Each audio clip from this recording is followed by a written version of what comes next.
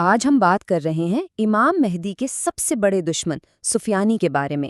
یہ وہ کردار ہے جس کے متعلق پیشگوئی کی گئی ہے کہ وہ امام مہدی کے ظہور سے ٹھیک پہلے شام میں ظلم و ستم کی ایک ایسی لہر لائے گا جو تاریخ نے پہلے کبھی نہیں دیکھی ہوگی۔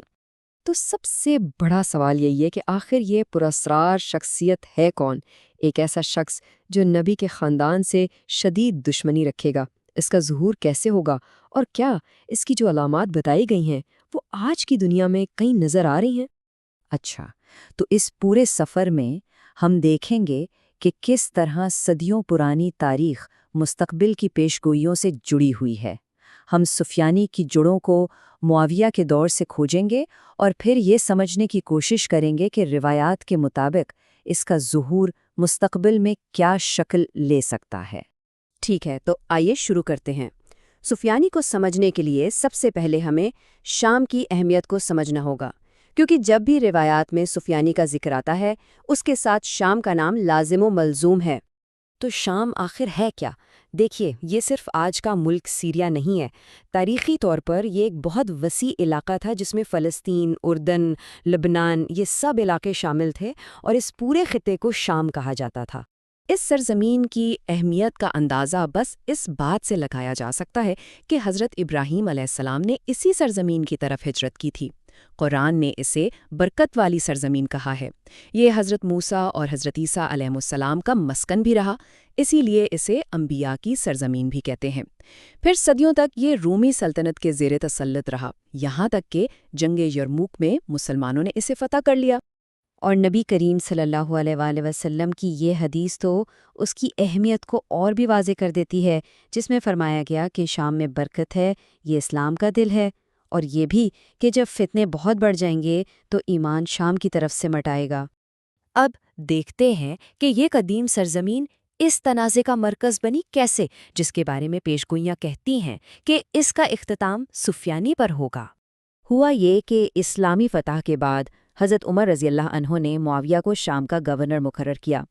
معاویہ نے وہاں کئی دہائیوں تک حکومت کی اور اپنی طاقت کو اتنا مضبوط کر لیا کہ دمشق ان کی سلطنت کا مرکز بن گیا، اور وہاں کے لوگ ان کے بہت وفادار ہو گئے۔ اب یہ سلائیڈ واقعی بہت دلچسپ ہے۔ روایات کے مطابق سفیانی کی خصوصیات بالکل اس کے آباء و اجداد یعنی معاویہ اور یزید جیسی ہوں گی۔ جس طرح انہوں نے نبی کے خاندان یعنی اہل بیت سے دشمنی کی، سفیانی بھی ان سے شدید نفرت کرے گا، اور جس طرح انہوں نے امام علی کے پیروکاروں پر ظلم کیا، سفیانی ان کا قتل عام کرے گا۔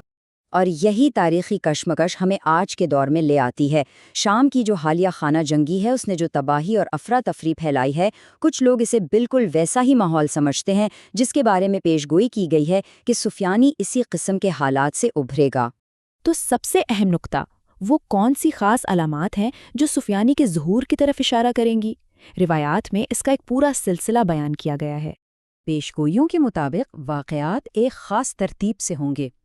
سب سے پہلے شام میں اقتدار کے لیے دو گروہوں میں زبردست لڑائی ہوگی۔ پھر ایک بہت بڑا زلزلہ آئے گا جو پورے علاقے کو ہلا کر رکھ دے گا۔ اس کے بعد مغرب سے سرمئی گھوڑوں اور پیلے جھنڈوں والی فوجیں داخل ہوں گی، جس کی تشریح کچھ لوگ آج کے دور کے ٹینکوں اور جنگی طیاروں سے کرتے ہیں۔ اور آخرکار ہرستہ نامی گاؤں کی تباہی کے بعد سفیانی ایک خشک وادی سے نکلے گا اور دمشق پر قابض ہو جائے گا۔ اس کی جو خصوصیات بتائی گئی ہیں وہ بھی کافی خوفناک ہیں۔ سرخ چہرہ، نیلی آنکھیں اور لوہے جیسا سخت دل۔ وہ نبی کے خاندان اہل بیت سے شدید نفرت کرے گا اور ان کے ماننے والوں کا بے دردی سے قتل عام کرے گا۔ سب سے خطرناک بات یہ کہ وہ بظاہر خود کو بہت دیندار دکھائے گا، لیکن حقیقت میں ایک منافق ہوگا۔ اور یہ سب کچھ ہمیں لے جاتا ہے آخری معرکے کی طرف، وہ لمحہ جب تاریخ کی دو بڑی طاقتیں حق اور باطل ایک دوسرے کے آمنے سامنے کھڑی ہوں گی۔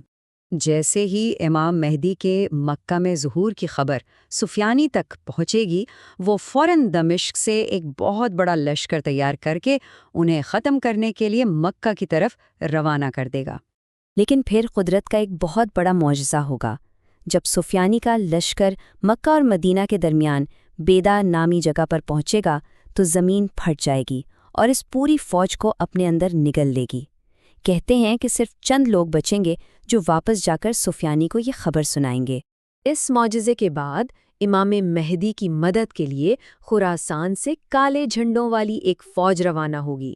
خراسان یعنی آج کے افغانستان، ایران اور وسطی ایشیا کے کچھ حصوں پر مشتمل تاریخی علاقہ۔ یہ فوج راستے میں سفیانی کی بچی کھچی فوجوں کو شکست دیتی ہوئی آگے بڑھے گی۔ اور یہ سلائیڈ شاندار طریقے سے دکھاتی ہے کہ تاریخ کیسے خود کو دہرائے گی۔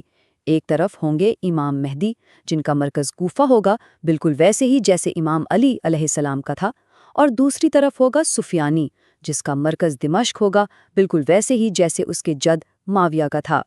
یہ صدیوں پرانے تنازع کا آخری باب ہوگا۔ آخری اور فیصلہ کن جنگ دمشق میں لڑی جائے گی۔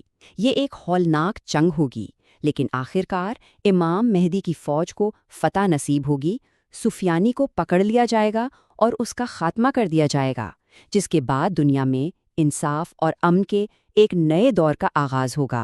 تو آخر میں یہ سوال ہمارے ذہن میں آتا ہے، اگر یہ پیشگوئیاں واقعی تاریخی نمونوں کی عکاسی کرتی ہیں تو آج کی دنیا میں جو کچھ ہو رہا ہے ان واقعات کو ان پیشگوئیوں کی روشنی میں کیسے دیکھا جا سکتا ہے؟ یہ ایک ایسا سوال ہے جس پر غور کرنے کی ضرورت ہے۔